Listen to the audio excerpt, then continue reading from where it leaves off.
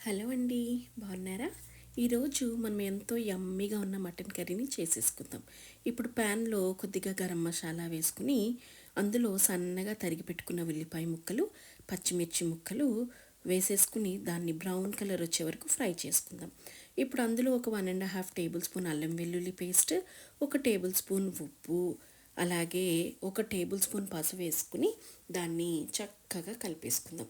అలా కలుపుకున్న దాంట్లో ఒక టేబుల్ స్పూను జీలకర్ర పొడి, 1.5 టేబుల్ స్పూన్ ధనియాల పొడి, అలాగే ఒక మీకు నచ్చినంత కారం వేసుకోండి. వేసుకుని ఆయిల్ అంతా చక్కగా రెడ్ కలర్ అయ్యేంత వరకు దాన్ని ఫ్రై చేసుకోండి అడుగంటకుండగా. ఇప్పుడు అందులో కొద్దిగా మనము అలా అవుతుండగా ఇప్పుడు మనము గరం మసాలా ఏమేమి వేసుకున్నానో చెప్పలేదు కదా.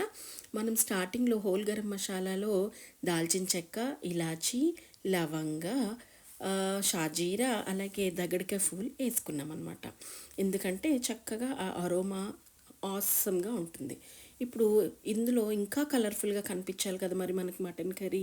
అందుకు ఒక 1.5 table spoon Kashmiri red chilli పౌడర్ని వేసేసుకుందాం. వేసుకుని అది హాయిగా యమ్మీగా కనిపించాక అందులో శుభ్రంగా కడిగి పెట్టుకున్న మటన్ ముక్కల్ని వేసుకుని లెఫ్ట్, రైట్, అప్, డౌన్ వాయించి పడేద్దామండి.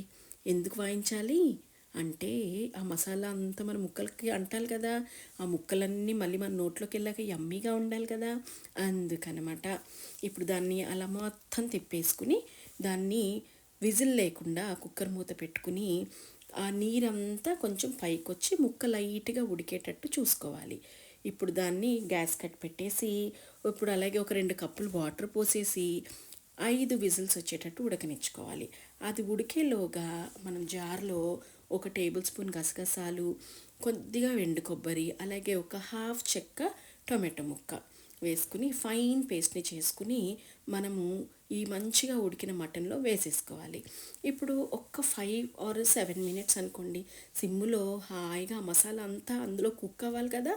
అవనిచ్చి అందులో ఒక 1.5 టేబుల్ స్పూన్ గరం మసాలా, అలాగే ఒక హ్యాండ్ఫుల్ ఆఫ్ క్రష్డ్ కసూరి మేతిని వేసుకుని దాన్ని హాయిగా కూరని కింద నుంచి హాయిగా తిప్పుకోవాలి. తిప్పుకున్నాక ఇప్పుడు వేడి వేడి అన్నం తీసుకోండి.